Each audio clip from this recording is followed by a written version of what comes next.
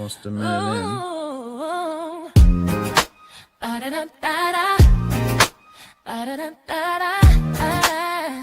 See you. Wake up and rise up in your eyes. It's breakfast with the Thomases, the ultimate prize. Mental Wellness Monday, work it out Wednesday, pay it forward Friday, we're seizing the day. Digital finance, harmony of love, serving food for what those two, rising as the beat and mid Eastern on P2G TV. Breakfast with the Thomases, come eat with me. All right, Grand Rising. Welcome to another edition of Breakfast with the Thomases, Pay It Forward Friday. I am your host, Alvin Thomas, the Gold Banker, coming to you live 1 gram at a time. And today we have a special host in place. We have my brother Cornell Green. Grand Rising, folks. Grand Rising. Hey, how's everybody doing? This is Cornell Green coming to you from Harlem, USA. Founder and CEO of 21st Century Community IT Solutions, but you can call it Community IT Solutions for short. Community solutions using IT to serve and uplift the community. Awesome. So glad to have you here with us today. Always Cornell, my pleasure, brother. Filling in for Miss Ruby, who is heading to an awesome event, and you guys will hear a lot about it coming up on Monday because she's going to be in a state where things are going to be happening, popping, and it's part of the digital divide and digital changing. So what we're going to do today, we're going to get into the game of it all. Today we have Pay It Forward Friday is always something we bring forward to the business owner and the community, and today is no exception to the rule. We have the pleasure of sharing this awesome video from Robert Kiyosaki. This is a personal interview that he did. And he's talking about the difference between the mindset of business owners, between wealthy owners and not so wealthy. I'll use that term for lack of a better term. All right, so let's get it started. All right. Okay.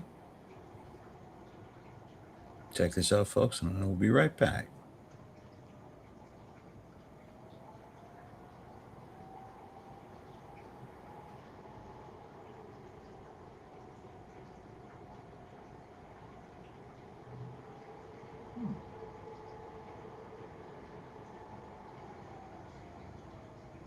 Sometimes we have technical difficulties. No problem. That's okay.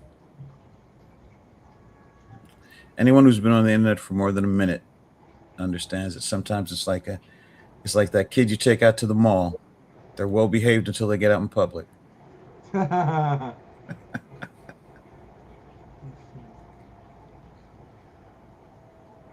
there we go. Just go to school, get a job, work hard, save money, get out of debt, and invest for long term in the stock market. See, why would you save money when they're printing trillions of dollars? The gap between the 1% and 99% is massive. You see, it's not just money. You have to step back and look at the bigger picture. So what do you do? In every one of us is a poor person. There's still a poor person inside me. There's also a middle class person. And the middle class person wants security. They want that steady paycheck. And there's a rich person. And they're all inside of us, except that it's not taught. You're taught to go to school, get a job, and get a paycheck. You're not taught how to get rich. If you read Rich Dad, Poor Dad, my rich dad refused to pay me. He said the paycheck was one of the most damaging things you could take in your life. He says the moment you take a paycheck, you're an employee, and that's the mindset. So my rich dad never paid me. He drove my poor dad, government employee, nuts. You got to pay people. And rich dad was not saying that the paycheck was bad. He says he didn't want to be a slave to money. So as an entrepreneur, if rich dad folded, I just started another company. I don't need a paycheck. I don't need anybody to take care of me. If my government doesn't like me, I move to another country because they need entrepreneurs there. So the entrepreneur is not so much the business. The entrepreneur is really the mindset and the skill sets and the different set of rules. You see, small business does not operate in the same rules as big business. Entrepreneur is a mindset first, a skill set, and rules. And depending upon whether you're an employee or a small business, the rules are different. The mindsets are different. The skill sets are different. If you could say one thing to somebody who's never been an entrepreneur and they're thinking about making the leap of faith into becoming an entrepreneur, what could you tell them? Well, I'll just tell them the same thing that happened to me. You know, my last paycheck, I still remember it clearly. It was one of the worst and the best days of my life. And I was in Puerto Rico. I was working for Xerox, and my boss gave me my last, it wasn't a paycheck, it was a bonus check. I think it was about $30,000, taxable. It's the only problem with that. So I got this check and I went, holy mackerel. You know what I mean? So I was excited, but I was also disturbed. And so this other guy comes up to me, his name was John. And John says to me, he says, you're gonna be back. I said, why? He says, because you're gonna fail. I looked at him and said, look, few expletive words, because that's what he did. He left Xerox, failed, and he came back. And I said, look, you failed and you came back, but I'm going to fail and I'm never coming back. And that's the attitude. Do you know what I mean? If you say, well, if I fail, I'll go back to mommy and daddy, then that's what you'll do. So if you fail, that's when I became an entrepreneur, because I had no money. I had no money for years. You know, I didn't have a paycheck. But that's what my rich dad encouraged me to do. He says, when you don't have this paycheck, you get hungrier, smarter, and it's a test of your character. Will you become a crook? Will you become dishonest? Will you cheat and steal? Or will you become a better human being? So really, that's the benefit of becoming an entrepreneur, is you really find out who you are when you don't have anything. So you always have to look at the big picture. Too many people look at, well, what's going to happen to me? When you look at the big picture, you're also going to know that when something bad happens, something good's going to happen. Mm-hmm. But you got to prepare for whatever is coming. If you think next 20 years will be like the last 20 years, you're going to get creamed. You know, when you and I go to the supermarket and we buy a carton of milk, we always check for the expiration date. But most people do not check for the expiration date on their brains. Instead of get out of debt, I get into debt. You know, I just refinanced $300 million in debt. I went from 5% to 2.5% interest. I made a fortune. Every month, more money comes in because my cost of money has gone down. So while some financial experts are saying get out of debt, I'm saying learn how to use debt. So when I came back from in Vietnam in January of '73, the first thing my rich dad said to me was go to school to learn how to invest in real estate. It wasn't real estate, it was how to use debt and taxes. Debt and taxes make the rich richer. Debt and taxes make the poor and middle class poorer. So all the rich guys who are doctors and lawyers or, you know, those guys, they're getting creamed. They don't know why. Doctors are getting creamed. Oh yeah, they're making more money, but the take home is less. Sure. You know, my doctor just yelled at me. He was happy. He says, oh, guess what? I finally made $1 million. And I said, yeah, this was just 3 weeks ago. And so I said, yeah, well, how much you pay in tax? He says, $750,000 in taxes. So his net was about $400,000. That's not bad. But when I make $1 million, I keep $1 million. And the reason is because I don't make it by working for money. See, if you work for money, you're taxed. So that's why lesson number one in Rich Dad, Poor Dad is the rich don't work for money. What we do instead is we create businesses as entrepreneurs. We acquire real estate. I don't invest in the stock market. Okay. So the reason is because as entrepreneurs, I have more control over my income, how much I make, and how much I pay in taxes. And because I'm an entrepreneur as well as an investor in real estate, I pay zero tax. So every time I make, let's say, $1 million as an entrepreneur, I immediately invested in real estate. I have a 4-to-1 step up. So I put $1 million in real estate, I get $4 million from the bank. That's why I love banks. But the banks are screwing everybody else. You know, terrible, but it's good for me. That's why you say when you print, it's good for you, but when you print, it's bad for people that work for money. Because when you print, savers get creamed and people who work for money get creamed. When they print, debtors get rich. You see, debt and taxes make the rich richer, and debt and taxes make the poor middle class poorer. When we have obsolete ideas, we get obsolete results. So what's happening for most people, the idea of going to school, getting a job, working hard, saving money, getting out of debt, buying your house because it's an asset, investing for the long term, is obsolete. The world has changed. The world changed in 1971 when President Nixon took us off the gold standard and money became debt. What if we get rid of school? Then what would happen? Would it be better if we had no educational system at all? No, I'm saying education is more important before. It's just obsolete. You know, there's Moore's law, which states information doubles every 18 months. In other words, everything's obsolete 18 months. So, and this is just a recent phenomenon. So when you come out of school, you're already obsolete. And that's why I'm the old guy, you know. I meet my friends who went to Harvard. Yeah, I went to Harvard. I said, yeah, that was how long, 50 years ago? Today, the banks are charging you interest to save money. In other words, banks don't want your money because they printed too much of it. And that's why there's this bubbles in stocks and bubbles in real estate and all this. People are dumping the cash. Because as I said in here, savers are losers and cash is trash. And yet people, well, I want a high paying job. Well, that's an obsolete idea. Get out of debt is an obsolete idea. You should learn how to get into debt, how to use debt to get rich. And they'll never teach you about taxes. The reason the 1% is way up here and the 99% are going this way is because when you print money, two things happen: inflation and taxes. It's going to crush you.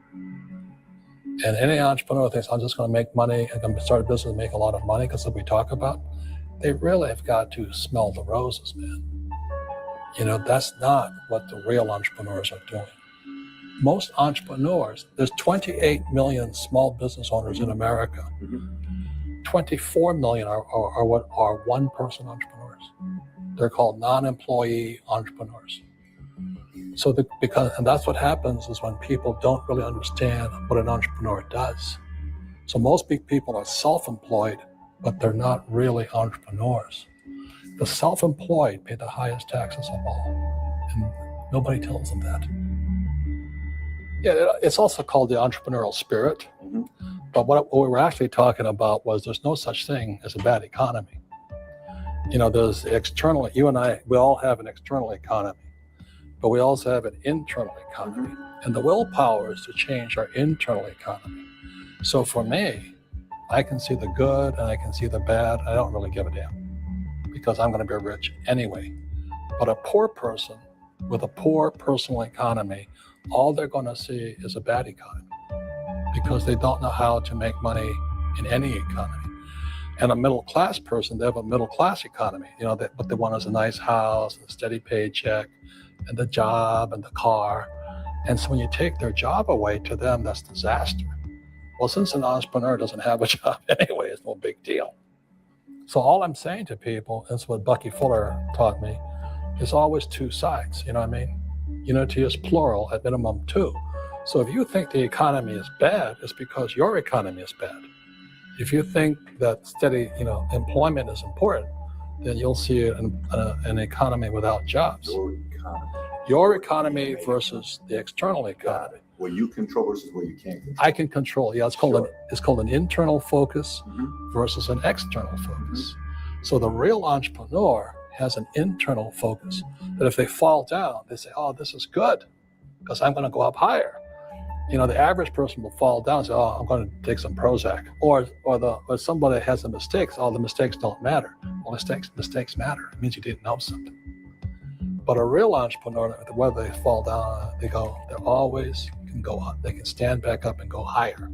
And no matter what happens to them, they get stronger and better and smarter and happier. But a person with a weak internal mindset is that they're so afraid of what happens, it generally happens. Like, people who are afraid of losing their jobs, they generally lose their jobs. You know what I mean? Yeah. So everything you can control you. Yeah, so the entrepreneur first job is to control inside here, not outside there. The moment you take that paycheck, you're an employee. You've got to be stronger than that. It's about inside control.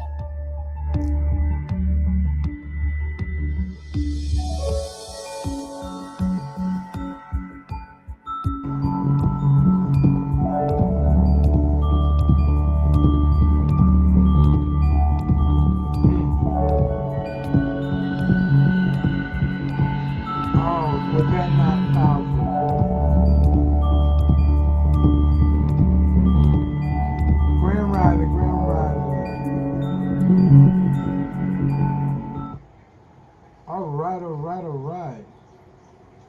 What can I Okay. tell you about? Well, Oh, that was pretty fascinating, pretty interesting conversation. you Um, know, a couple of things jump out to me. I've been aware of Mr. Kaisaki for quite a number of years, decades actually. Um, he spoke a lot. He spoke a lot about what he calls internal economy and the entrepreneurial spirit and everything. The one thing now, we've known each other for 15 years now, interesting enough, and you guys were around when I put this together. Um, do Do business Business better. Better, which is my first book. Subtitle interesting because he was talking about not being afraid of failure. Subtitle is Why Small Businesses Fail and How Not to. Now you know that one of the things I talk about is value. Um, Let me see. And I've never done this before. I'm going to, if you don't mind, I'm going to share a picture. Okay, and something you're very familiar with this because you guys were around, you and Ruby, when I created this. Give me a second. Righty, If I you gotta send it jump into the here. thing, I can pull it up for you if you need to. Okay. When you click, Um, I got you. okay. Let me see. Da, da, da, da, da. You know, Um, I gotta say uh, this though, and I like the idea that he does. He speaks to the internal and external focus because as a business owner, your goal is to make sure that your, for lack of a better term, your ducks fall into a row.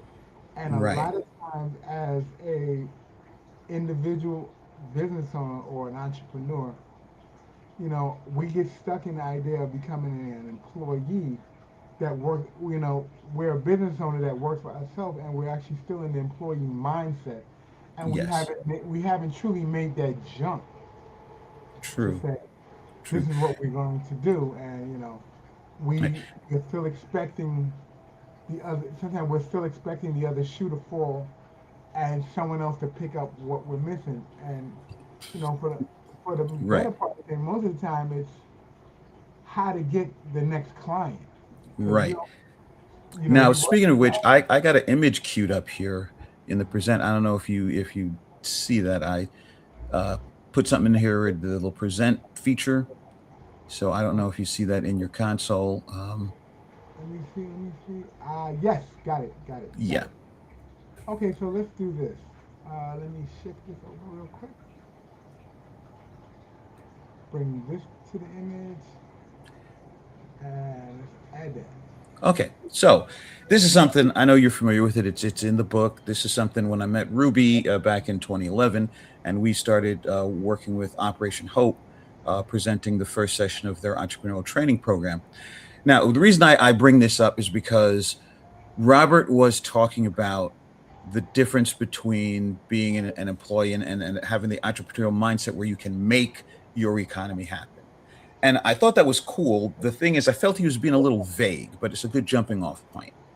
Now, this is what's called a rubric. This is the distillation of, what I call my small business CPR approach. Because you were talking about, for example, getting the next customer, which is the difference between an entrepreneur and a business owner. A business owner who thinks like an employee is looking for a paycheck. The problem is that a paycheck comes from somebody else doing the business. And so, what is business? Business basically is this pyramid. You see at the top, all business is sales, period. And this is what Robert was really at the bottom line he was talking about. All business is sales. And like I used to jokingly say when I worked with Operation Hope, I'd say I can prove that in three steps because it's not my opinion, it's mathematics. Step one, no sales, no money. Step two, you're out of business. And actually, that's only two steps. But you got to move down the pyramid. So what does that mean? What you just spoke of. You have to get more customers and make more revenue. Why? Because customers are where the revenue comes from. That's who you're making the sales to, and that's your business is to sell something, to offer something of value, and that gets us to the base, the bottom of the pyramid. And these are the three fundamentals of what is the difference between having an entrepreneurial mindset and hustling for money or looking for a paycheck. Is you have to answer these three questions. Who is your target market? As Robert said, he said, I'll go to another country because everybody needs an entrepreneur. everybody needs something that somebody wants to consume. That's why they call it a consumer market. What is it that people want to buy? Nobody wants to buy what I'm selling. I have to sell what people want to buy. And that leads to the second question, which is what is my unique value proposition? What am I offering to this people out there? People have money, even in the worst economies, people are buying something, right? They got to buy groceries, they got to buy clothes, they got to buy, food, they got to buy snacks, they got to buy booze, they got to buy whatever their substance of preference is. So people are going to spend money. Even during the Depression, people were still buying stuff. Yep. Even if it was And a and fried potato. and then here's how we succeed or fail as entrepreneurs is what is our call to action? Basically, how do we get that prospective market, those potential buyers, to understand that we have something to offer? And the call to action isn't buy my stuff. The call to action is to engage people in the conversations. You see in the top left hand corner, that's the conversation that we're in as an entrepreneur. The 21st century sales conversation is a conversation in which the prospective buyer concludes that the value of what is being offered, what they're presenting to people, exceeds the price required to acquire it, at which point people choose to buy. So basically, I got something that you want. You want this. And I tell you it's going to cost you this much. And you say, okay, that's a reasonable price. And if that's what you say, if you both want the thing that I'm offering and you agree that the price is reasonable, then you're going to choose to buy. You're a shopper. Like I say, I am not a salesman. I am a person that creates and offers value. If I was a salesman, I would be rich. Because you ever notice in corporations, other than the C-suite, the CEO, the CIO, the president, whatever, the people who make the most money are not the people who do the thing. It's the sales force.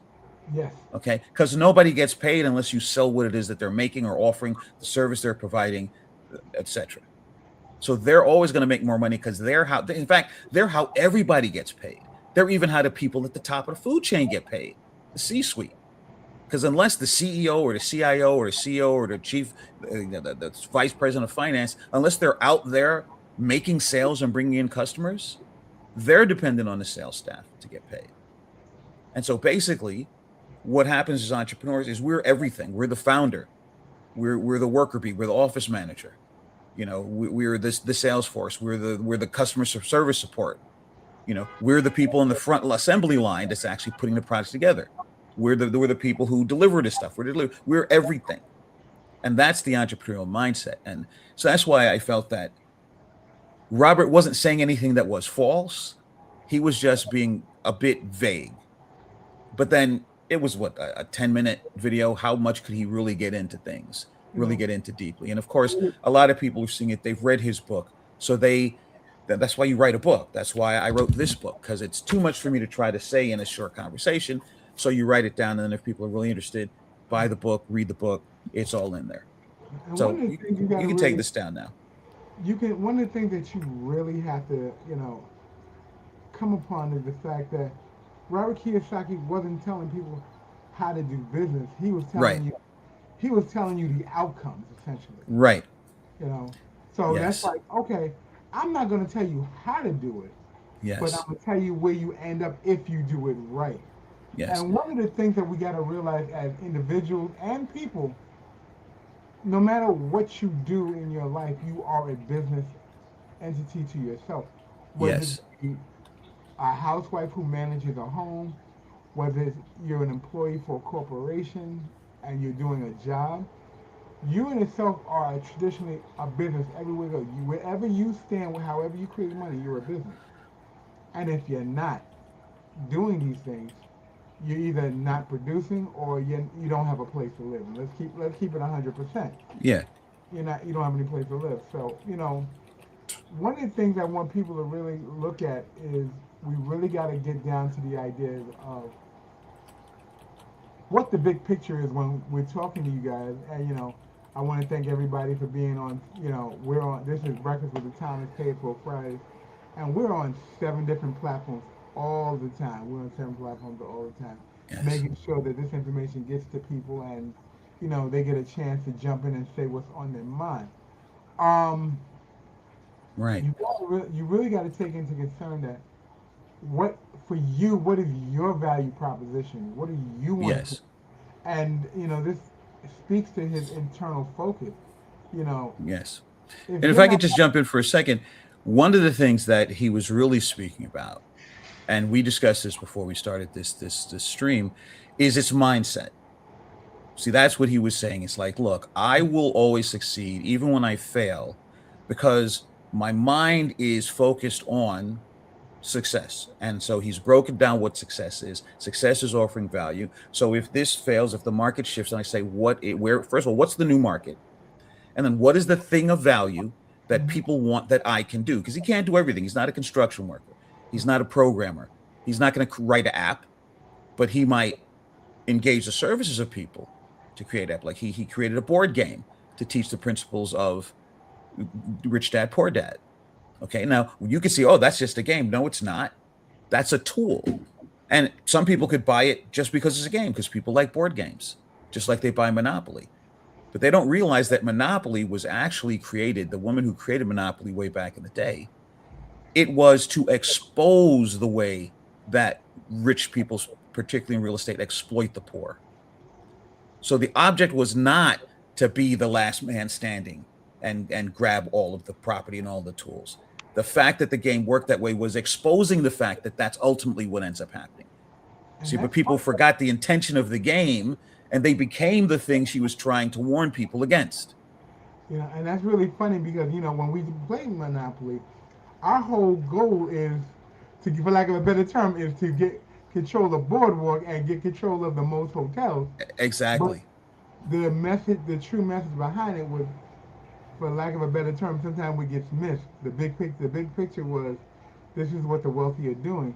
And Yeah. I'm not even opposed to what the wealthy are doing because our goal is to actually rise above the 99% when we have conversations and shift the way we think about what we do and what we have. Yes. And that's one of the things that we do with P2G. We actually, before we even get you into doing anything about digital financial literacy, our first goal is to work on your mindset Yes. and let you realize that you are capable, you have the ability to. And it's not that we say you do, it's that you say you do, and then you're ready to move into the next step. Yes. Because no matter what we tell you, and even when we show you, until you're ready to, take that leap of faith on who you are as an individual, and you're ready to change where you are on, for lack of a better term, where you are on the playing board, you know, if you're on Baltic and your mind can only get you to Baltic, Yeah. yeah, if you play Monopoly, you get Yes. the. Yes. No, If so you you raise an you're excellent point. You raise an excellent point, Al, because of course a lot of people play the game and everybody tries to go for Boardwalk because that's the most valuable property. Mhm. But savvy players realize, you know what? No, no, no, no, no. I'm gonna go for Baltic and the other purple guns because those are the cheapest properties. But if I own all three of them, that's my beginning. That's my foundation. And then That's the while first. everybody else is dog eat dog trying to go for the expensive properties, then maybe I'll buy at one of the railroads. And I wait for all these other people to beat each other's heads in and cut each other's throats, and I'll build up slowly from the bottom. And this is what I like about working with you guys. Like I said, I've known you guys for 15 years, and I've seen P2G come into an existence and develop. And what I like about you, as opposed to a lot of these supposed financial advisors or people who are selling literacy, is everybody selling a number. If I see one more thing pop up in my Facebook timeline or YouTube telling me how I can make $10,000 customers or make $10,000 a week, you and I have had this conversation before. Yes, If we you have. can, if you making $10,000 a week, two things about that. First of all, there's 52 weeks in the year. That's $500,000 a year. So if somebody putting up this ad on Facebook is actually making $500,000 a year, why are they trying to hustle me for whatever little rickety course they're trying to sell? Go make your money. But secondly, as an entrepreneur, if you focus on the number, and I say this all the time to people, if somebody pays me $10,000, they just hired me. Because if I pay you $10,000, Al, you better answer the phone on the second ring At least. because that's a lot of money.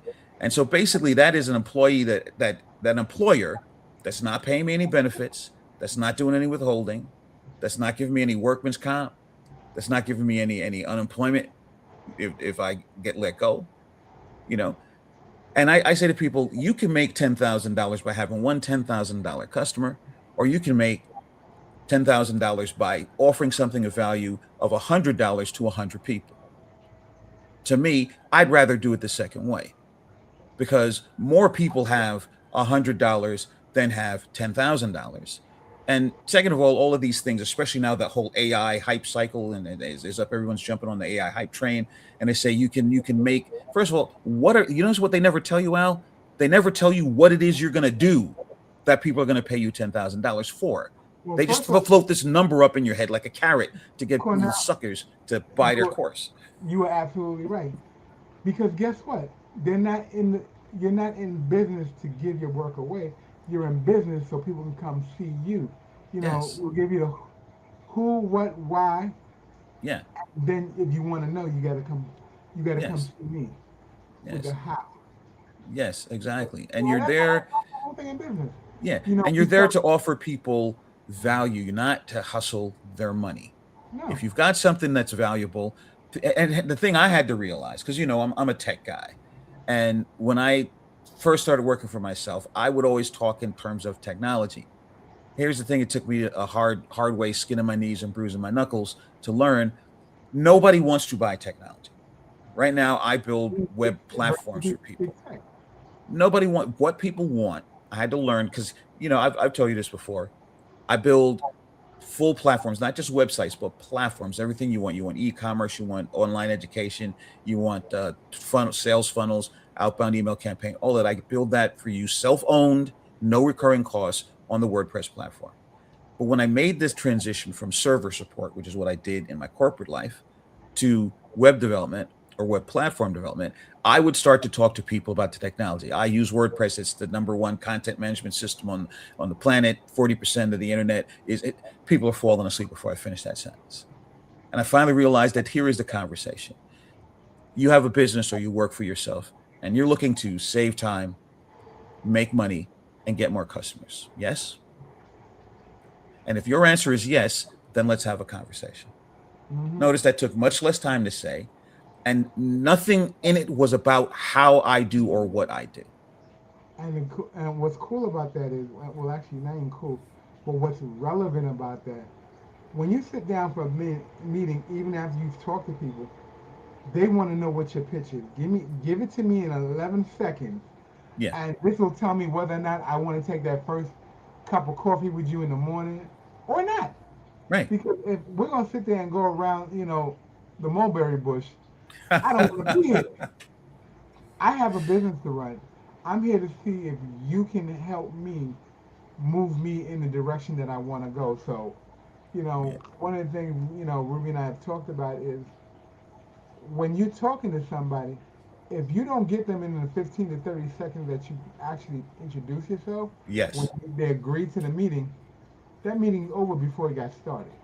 Yes. So, And I jokingly say to myself that I almost want to license that Janet Jackson song, "What have you done for me lately?" well, Because that's really the question. That's the question everybody has. My first business coach, I took a program when I had to go independent because of the subprime mortgage meltdown, melted down my last full-time job, and the New York City Business Solutions. And my first business coach, Fran McNeil, gave me this phrase that everyone's favorite radio station is WIIFM. What's in it for me? And that's the thing that we have to remember and this is what Robert, again, was speaking about in vague terms, but this is what he was talking about, that he could go to another country, that he could change with the economy. As long as he's got his fingers on the pulse on what people want that they're willing to part with money for, he can make money. Now, the other thing that I had to just clarify is he kept talking about how debt and taxes make the rich richer. I understand his point, but he was actually, if I may, in my humble opinion, offered that he was using the wrong term. It isn't debt that makes the rich richer. It's credit, which is access to capital. Okay, it's leveraging credit. Now, if you're poor, you think of that as debt. But if you're wealthy, you understand that he's not going to get in debt. He's going to leverage capital at a cost, because he knows he's going to take that capital and he's going to multiply it. Poor people like I did in the beginning of my IT career in my 30s, I got that Chase Bank account because I was making $60,000 a year.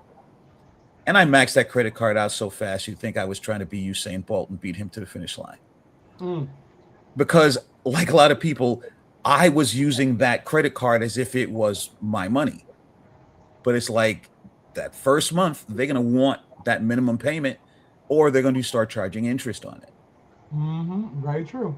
Because what I didn't realize is, okay, whatever the credit line is, can I use this extra money in a way that it'll pay itself back and make more money on top of that? If not, leave that card alone. First of all, That's what he was talking about. What you actually, you're pretty spot on to that. But what he's talking to the fact of assets.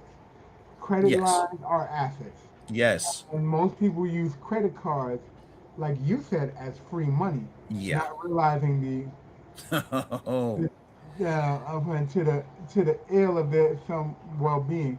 So in P2G, when we have this conversation, when we talk about leveraging your assets, yes. you should start. It would make sense for you to start small. But when he said debt and debt, Taxes. rich people use debt and taxes, and I'm gonna be very honest. He didn't mean taxes at all. He didn't mean debt per se. He means using other people's money to acquire. Thank you. Leveraging access to capital. Yes. So you can use that, and he's not. And one of the things that he do, and I as I read his stuff, and I compare him to Elon Musk a lot of times, because neither one of them collect a paycheck. Right. Both of them realize that they make more money when they borrow assets to get assets, and this defers tax Right. payment. And that's the taxes part. Yes. Hold on, let me say this because I have to. No, but No one here on this show is a tax professional. no. Go check with your tax professional before you go do anything crazy or anything that you say directly. And we always say on this platform, don't believe anything we say. Go check it. Do your own research. Thank because, you. We've done some research before we've made certain statements. So please, always go do your own research. But Yes. assets are used to leverage your financial position. Yes. And he said it plain and clearly, and I don't know if everyone got that. He says he borrows $1 million, and Right. he keeps $1 million because he takes that $1 million and pushes it to a $4 million asset. So now he holds onto $1 million to maintain his lifestyle, and so he never loses it. And in tow, because he's a real estate man, he shifts it out. Right. Years to the right. And notice what else he said early in that video. He said that he refinanced his debt, and he went from 5% to 2%. And therefore, he increased the amount of assets he had available to himself because the cost of utilizing that asset went down by more than half. Yes, indeed. Yes, indeed. And also, but he wasn't borrowing that. Well, I think what he said, like 30 or $300 million. I don't remember the exact number. I remember it was at least tens of millions of dollars because he's not playing small change. He didn't borrow that to buy a car or something of that nature. All right. He's getting that as you said, as an asset, as a cash flow. And you better believe he's investing that. He's investing that in property, which again, and he's not just buying fallow land. He's obviously, because we know that's what Robert does. He's buying revenue producing property with that. So probably the first or second month, the money that he's going to outlay on that is already starting to come in his revenue, which is more than covering the cost of leveraging that, the minimum payment and all the interest, and he's still got stuff left over on the top of that. Now, the other thing I want to say real quick about what he's talking about is taxes, and you and I know this because we're both business people. The point of being a business and not a self-employed individual is that there is a whole swath of deductibles. The key to utilizing taxes, not cheating the game, is what's called lowering your tax load. say, for example, if I were this guy, right, and I'm just somebody working for myself, then my transportation I got to pay for. Having this gear, which this is, I think this is like almost 20 years old. This shirt, okay. So if I dry clean this as a self-employed person, I have to eat the tab for that dry cleaning. But as an entrepreneur, since this is my business uniform, that's a business expense for me to maintain my professional attire. So at the end of the year, I write that off on my taxes. I write my transportation when I go to and from clients. If I take a client out for lunch, in fact, I didn't realize this the first few years. My accountant, my CPA, whenever we would go to do my annual taxes, I would always have to block out 2.5 hours. It took us half an hour to actually do the taxes. The other 2 hours was just running our mouths. And he would always take me to lunch. And I thought this was very generous of him. It's like, no, I'm his client. He just did my taxes. That's a business conversation he's having. So no matter where we go, no matter what the tab cost, he writes that off on his taxes. And it's like, oh, that's brilliant. And that's what Robert was talking about, how taxes make the rich richer. Taxes make the entrepreneur, they are a tool for the entrepreneur. The tax code is written basically for people who own businesses. They're not written for employees. In fact, you can tell how much the tax system goes against employees. That's why your employer has to withhold taxes, because you are going to end up paying Uncle Sam. And so what withholding taxes should do is hold back more than you're going to owe. And that's why you get that little trickle back in your tax return, which is usually hundreds of dollars. Almost nobody at our level of the game, if we were employees, is getting thousands of dollars back of that tax return, because most of that is going to go to Uncle Sam. But we don't have the time to get into this. And again, we're not financial advisors, but this is why wealthy people have multiple limited liability companies, because they themselves almost have no money. Their businesses, their LLCs have the money. But that's what Robert meant when he says he doesn't pay any taxes. His businesses have taxes levied against them, but they generate the revenue to pay those taxes and make well above that. But Robert Kiyosaki, personally, if you look at his personal tax return, he's probably broker than us. And in some cases, that's not a bad thing. Exactly. And again, folks, we're not talking about cheating on the taxes. We're talking using the system the way that it works. Cool. Now, I want to shift gears for just a quick second. Certainly. I want to talk about what he says about Moore's Law. And, I did the research on that, and I was actually very amazed. Yes. Realize that is an actual factual statement. With the current education system that we have, it says that most of the time education doubles in about every 18 months. So the question is, we go to school for 12 years. And we go to school 10 months at a clip. Yep. On the East Coast and West Coast, probably.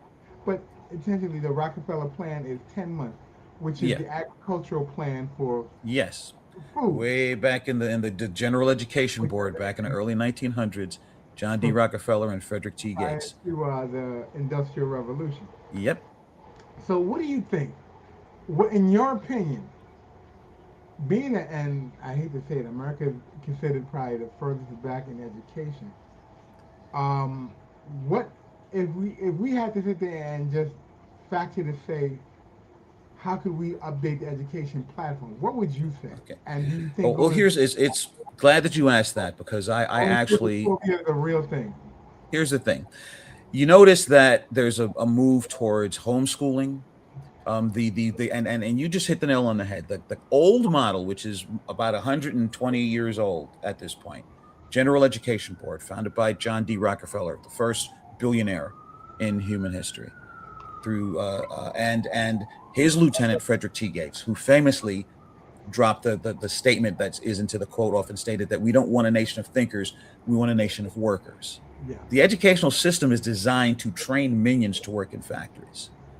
But we're moving away from the manufacturing base of the American economy to the informational based. We're a service based economy, and that service is information. Now, I looked up the stats of online education, and it's interesting because you and I are working on building the educational platform for P2G networks. Yes. Education is moving so fast that I'm not predicting this is where it is already now. It's going to be online education because the days of working from a printed textbook, once you print information, it's obsolete. Okay. Mm. While the paper's still warm off the presses, it's already obsolete. Education is moving at the speed of Moore's law. So you've got to have a flexible, rapidly modifiable education system. A lot of colleges, if you look at them, have online branches to, I mean, talking Ivy League schools, some of the top schools in the country. I'm looking at the stats now in 2025, online education is a $110 billion industry. The projected stats are by 2029, which is 3 years from now, it'll be a $340 billion industry. And again, we're not talking numbers. I don't need even the merest fraction of that. 1% of 340 billion is $3.4 million. Okay, no, it's $3.4 billion. I don't need I don't need 100 million. So if you get any slice of something that is over $250 billion industry, how much of that do you need to make a comfortable living and to have generational wealth that you can pass on to 3 or 4 generations? You know what I'm This is saying? So what you guys are doing with the digital financial literacy, you're taking your entire curriculum and now we're turning that into online education. And once it's there, as soon as it changes, because it's not a textbook, it's a platform. As soon as it changes, you we change can it. More pivot. people are going to be learning online, or learning of value, because as you stated so accurately, the entire secondary, primary, and secondary school education is designed to teach people to be workers.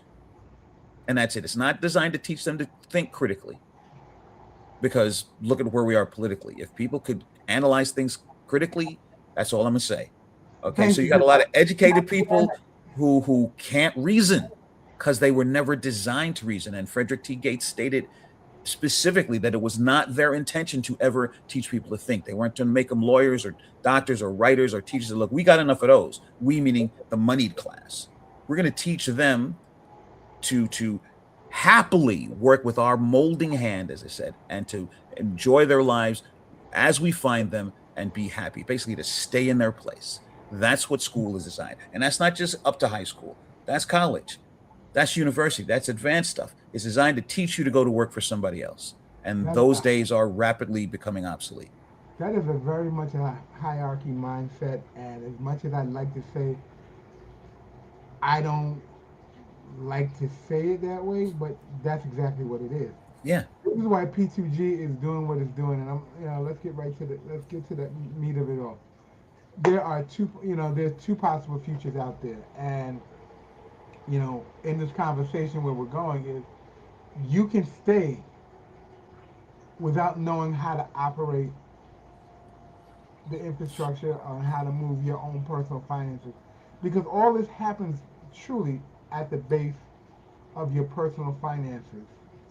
Or you can Yes. come and find out. Come have a conversation with us on Wednesday night at 8 o'clock on Zoom, and you can actually look right here and you can scan the QR code if that's more your speed, or Yeah. you can actually take a look at the flyer and actually get the information and log in to yourself to Yes. your own Zoom Yes. and have a conversation. And we talk about this for about an hour and a half, and we talk to you about what you want to create, what your dreams, goals, and aspirations are, and how to make that a reality through Yes. digital financial literacy. And Yes. and pretty much this is our free offering. This is like I call it this is our springboard session because it Yes. allows you to actually be in a position to say, wait, these are the questions that I have out there, and these are the things before I even make a decision on whether yay or nay which way to go. Wouldn't it be feasible to have someone who's actually been in the area where you want to get to and you want to know about give you some insight so you can Yes. actually make a good financial decision You know, we don't tell people what to invest. Well, I'll be very honest with you on this conversation. We don't tell people what to invest in. We educate you on how to How invest to invest. Yeah. and And this how is to start exactly research. what Robert was talking about. He said that there's the external economy, right? And then there's your personal economy. And this, folks who are watching or listening to this is the fundamental training on how to develop your own personal economy. And notice that he said this several times in that video, that those who can survive and thrive regardless of what's happening in the market or in the economy are people who have their own personal economy. He's not pretending that you're gonna print money or alakazam rub a magic lamp, but when you have the proper mindset of how to control your own finances, how to be literate about what finances are, where money comes from, what money is, and how to take money and make money grow, then you can have your personal economy that can survive and thrive regardless of what the external economy. The way I like to look at it is the external economy is the wave. And if I'm standing here on the shore and there's a tsunami wave coming at me, if I just stand here, I'm going to get crushed by that wave. And what seems like the most ridiculous thing, the way that you survive that, in fact, the only way is that you lie face down on your surfboard and you paddle toward that wave. Because you can't control the wave. But if you know what you're doing, you can ride it. And once you know how to surf, no matter where the wave goes, you can stay on top. And that's an awesome analogy. For lack of a better term, you know, it's funny. We have another uh, fly that we do sometime when we, and you'll see it when we do Wednesday night digital financial literacy. It talks about the tsunami coming, and you Yes. have to decide how you're going to ride out that wave. Like, you know, Mm-hmm. you know, it's funny. It's funny that you said it because it made me think of it. It's like, wow, Yeah. I should have put that one up today, but Exactly. And see that's why Robert was saying, he's like, I don't panic.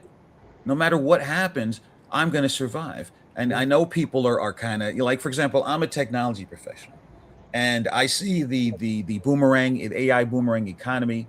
I see, SpaceX losing 1 point something trillion dollars in a single trading day.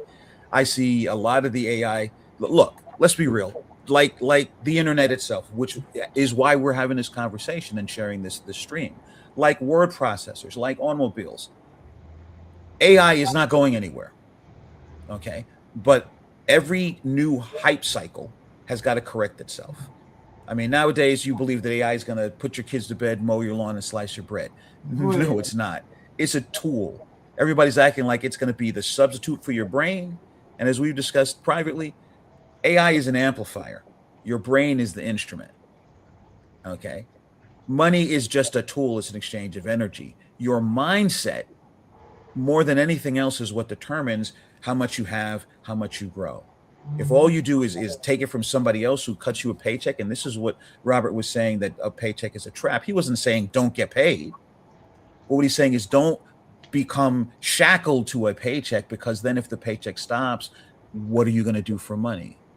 You got to understand that all the paycheck is a source of money. Now, where's your boss getting the money to write that paycheck for you? He's not coming out of his pocket.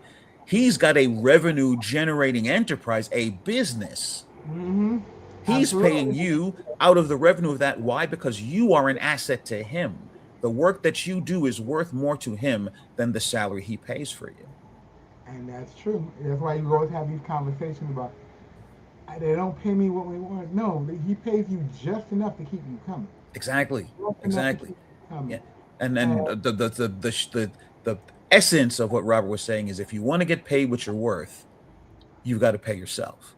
Nobody absolutely. else is going to pay you what you're worth, because Now, they're making their money off of the margin between what you're worth and what they pay you. Because if they were paying you what you were worth, then what's in it for them? They'd have a zero, benefits. There'd be no margin for them. So you're always going to be overworked and underpaid when you're an employee. And I don't say that as if someone's exploiting you. That's just the mathematical way that being a labor to someone works. Because when you're a labor, they don't look at you as an asset. They should, but they don't. They look at you as a liability. That's why AI, mistakenly, all of these corporations, is that they're trying to replace human beings with AI, so they don't have to pay you your salary, But what they're realizing is AI cannot yet do what human beings do. And I mentioned the AI boomerang economy. What's happening? I love this. This is hysterical. Is that a lot of these? I'm not talking medium-sized businesses. I'm talking the biggest corporation in the world: Apple, IBM, Microsoft. They laid off tens of thousands of people, coders and developers, thinking AI was going to replace them. Now they have to go around and on the QT, they got to hire these people back. And Yeah. now most of them, they're hiring them as consultants, not employees, at more than they were paying them before they let them go, because now they got to come and clean up the mess that the AI is making. And they're hiring those people rather than newbies. You'd think, oh, they're just going to hire somebody fresh out of school. No, because these people already work there. They already know the infrastructure. They already know the code base. Mm-hmm. So they have to get the experienced people. But the experienced people are saying, hey, you just let me go. So if you want me back now, first of all, no, I'm never going to work for you again because you're just going to do the same thing. So now here's my terms. I now work for myself. You're going to pay me more. And these are the conditions under which I will work, or I'm not coming back. I like that. I like that. And right here, we tell you right here. No, yeah, well, we might as well go ahead. This is the other thing. We talk about knowing how to stay in your square. You tell people all the time, you got to stay in your square. Whether it be being a consultant, you got to know when we had these conversations on Saturday, we talk about status correction. You know, being your own person, being who you are and what you do. We have a conversation for what that truly is and what that really looks like. I always tell people, do you know who you're working for, and are you really capitalizing on it? Are you are you paying bills you shouldn't be paying? Are you taking responsibility for stuff that you really Mm, don't own, someone else should be handling? And Saturday we have this conversation, and it's another part of our education process. We do an introduction called Introduction to Status Correction, and we answer those questions about who you are, who do you really belong to, and is your right. square truly your own? And we have a conversation, and then right after that, right behind that, we have the actual class. We have some people who have actually made the leap, and we have an additional session that same day, and we go into how to get it started and how to get it going. So if you want to honestly know about where you are and how to find out what your status is, come join us this Saturday at 7 o'clock. Like I said, we have the Zoom link right here. We have the code right up top at 7 o'clock Saturday, and then right after that, we'll be with you guys for an hour, and then we go into the study course, and we have people in there who have actually made the leap to go forward. But P2G is becoming a major educational arm, and we want to make sure that people are taking advantage of what they're doing. We have classes coming up. We have a master class this weekend. We have a master class coming up this Sunday on the 9th, and we're talking to business owners about getting their business ready to take on the digital divide beyond what they know, Yes. beyond the basic POS, swipe, tap, and be the third person in line to get paid. We're talking about actually using an digital financial literacy to actually start commanding your business and creating new customers, learning how to onboard crypto, and being in a position to say, I want people who are willing to do business with me directly because I provide a service that they can use. Because a lot of times, one of the funny things I realize as I go around the city and I've been talking to business owners, the biggest concern is I don't know how to use it. Not that they don't want to Right. use it, but they don't Right. know how to. So we created Exactly. a, we created a master class, and we put it out to local business owners to actually say, hey, we have an opportunity for you to actually learn how to onboard, use, and accelerate your business. And for me, that's my three-step process: build, Yes. acquire, build, and use, or we acquire, build, and protect. And for $49, you actually get a chance to learn how to do it, get it on board, and get yourself situated. And it's all hands on, not one to one, but hands on. We Yes. walk through the process from beginning to end. Yes. And what I like about this masterclass, this is going to be such a powerful masterclass. What it is you're actually donating to what we call the P2G Young Entrepreneur Summer Program. So at the very end, we're looking for 20 kids. Because the business owners take part in this program, they're actually making a donation to support young people, digital financial literacy, so they can get a jump off point to begin their own businesses, understand how financial literacy works, how digital financial literacy works in their life. And we're going to be taking on things like metaverse, um, content creation, building what they want to do, how they want to do it, and we set a solid foundation for them to build on. And I'm just loving it, and I'm so ready. So, if you guys are out there and you're business owners and you want to, get a 2-for-1 deal, I think this is the best 2-for-1 deal you will ever see in the world. By getting your business up and running in the right direction, P2G is now going to take 20 kids and show them how Yes. to do the same thing at their level. Um, Yes. I'm just loving it. I'm so excited by this. Yes. Yeah. And And then, again, as we discussed out, online education is in the next 3 years going to be over a $250 billion industry, yes, which indicates that that's where things are going. And as we said in the beginning of this conversation, it's all about mindset. It's not somebody forget the hype train of people who tell you they're going to give you the secret sauce and how you're going to make $10,000 a week. No, you're going to do your thing. We don't know you. So we don't know the value that you have to offer. But here's the thing, you probably don't know the value that you have to offer or how to offer that value such that you get compensated. And as we said earlier, to get paid what you're worth, you've got to pay yourself. And so it starts with the mindset and then understanding the mechanics, the how to do that.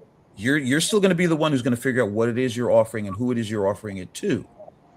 But after that, how do you get the message out there? How do you get paid? And as Brother Al said, how do you cut out the middleman? How do you cut out the service charges? Somebody holding on to your money. It's your money. You get paid. Like I said, you're the third one in line to even get your money. Two other hands are taking, water out of your bucket before you even get to fill your glass. mm-hmm. There's already in place. This is not theory. There's already the tools for you to eliminate that and be in the front of the line for you to get yours and me to get mine. I got one final thing that I want to bring to the stage, and this is for those people who have excuse me. This is for those people who have an understanding of what digital financial literacy, and they want to get some advanced assistance, and they want to get back in. They've done it, they haven't been back for a little while, and they just need to touch up their services. Right. We have a program for $100 every Sunday. It is $100 for the 4-week program, not Right. $25 for each week. It is $100. We have a link that you can go to and click right on, and you can get it. You can come in, and Right. week 1 we'll talk about how to acquire a small amount, get your growth from small amounts. And I honestly, people, not everyone agrees with me. I think this is something that business owners truly need, individuals really need. No one expects you to do it from Jump Street, because all these financial managers say, "Give me 500, give me $1,000 Yeah. a month, and I'll put you in a position that you can actually make something happen." Yeah. With P2G Digital Financial Literacy, we tell you, we can literally start you from pennies, growing in small amounts, starting Yes. to make a difference. In the following week, you start putting stuff together. You learn to start creating passive income streams. Cause we show you, we walk you to the door. Yes. Then Yes. follow that, we show you how to double dip both sides. And we operate in digital, we operate in DeFi, we make it happen. Right. Then at the end, we show you how to actually create a portfolio that works for your life and your banking. Yes. Yes. So And remember, please, folks, this is not magic. This is not get rich quick. But remember this: inside of every seed is an entire field of trees. But you got to plow the earth. You got to plant the seed. You got to till the soil. You got to water it and nurture it. Pull the weeds and cultivate it. But there are people who have started from little and have grown wealth. It is not impossible. But the thing that Rockefeller and Frederick Gates have trained us in our minds from the day we went to kindergarten is that, oh, we can't do that. You got to go to school, work hard, get a job. If you're fortunate, someone's going to give you a job, and then maybe you can get some stuff and die with a few bits of toys. Well, that was the old model. But we're not manufacturing stuff anymore. We're not filling up factories. Okay? And so what do we do now? And notice, unlike the 1900s, when Rockefeller and as Al said, the Industrial Revolution was expanding and we needed people to be working in factories by the millions, the moneyed class, they don't need us anymore. And as I said, look it up yourself. Again, do your own research, folks. Look at the tens of thousands of people that Apple, that Amazon, that IBM, that Microsoft laid off thinking they could replace them with AI. They got it wrong this time. But who's to say that in another 5 years, because Moore's law, AI keeps getting better, faster, smarter. Eventually, especially all of us white collar workers out there sitting in an office, depending that we're going to punch that clock, do that 9 to 5, Monday through Friday, and get a paycheck. What are we going to do when they finally can successfully replace us? Are you going to wait? Because notice, they're not giving anybody any parachutes. They're just opening the door and kicking people out of the plane. Yeah, it's real. Don't wait till you hit the ground and go splat. Like I said, Cornell, thank you for being on with us today. It's been an amazing pleasure. Always my pleasure, brother. I love when we get in it. We never have enough time to get to the end of it. We could be here for a week, brother, and we'd still be going. Everything. Guys, we're on, like I said, we're on 7 different platforms: Facebook, LinkedIn, YouTube, Twitch. We got stereo. We are on Clapper. Brother Cornell, good. Tyrone, menacing. Faye, good to see you. Oh man, everybody's here. Black Castle, you were in the room earlier. Lewis, thank you for being on. And Maricita,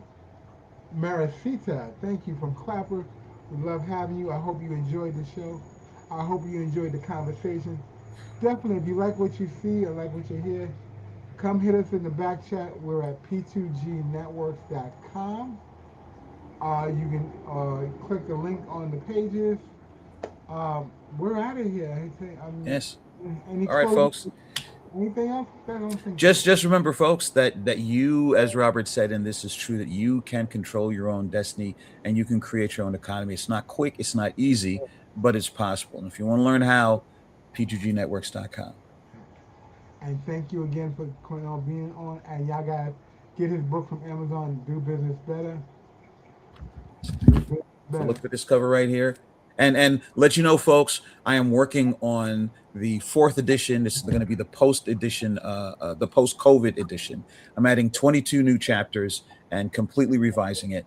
So if it was of any value before, it's going to be absolutely amazing now, adjusting not only for the post-COVID world, but the new AI economy and so much more. All right, and we're